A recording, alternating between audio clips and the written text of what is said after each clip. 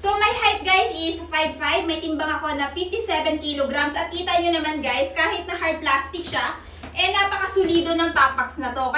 Guys, naghahanap ba kayo ng budget-friendly pero di kalidad na top box? I highly recommend this RXR top box. So this one guys is 45 liters at nagkakahalaga na lamang to ngayon na 1,900 pesos. Yes, tama po yung narinig nyo, naka-promo po sila ngayon. Kaya ano pang hinihintay nyo, i-grab nyo na yung opportunity guys. Kasi ang kinaganda sa top box na to guys, ito ay hard plastic at the same time naka-emblem na din yung kanyang logo.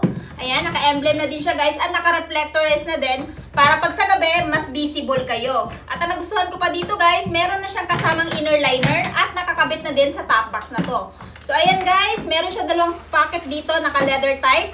At ayan, so kasya dito guys ang helmet. Ito yung helmet natin guys with intercom. Pasok natin dito at makikita nyo naman na kasyang-kasya yung full face helmet natin at meron ka pang may lalagay na gamit.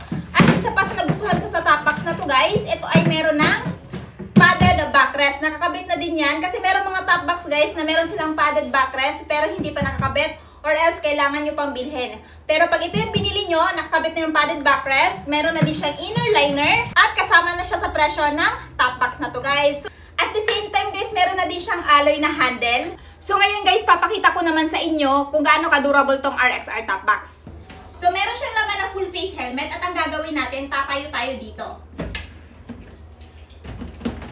Ayan. So my height guys is 5'5", may timbang ako na 57 kilograms at kita nyo naman guys, kahit na hard plastic siya, napakasulido ng top box na to. Kaya ano pa hinihintay nyo guys habang naka-promo pa, mag-check out na!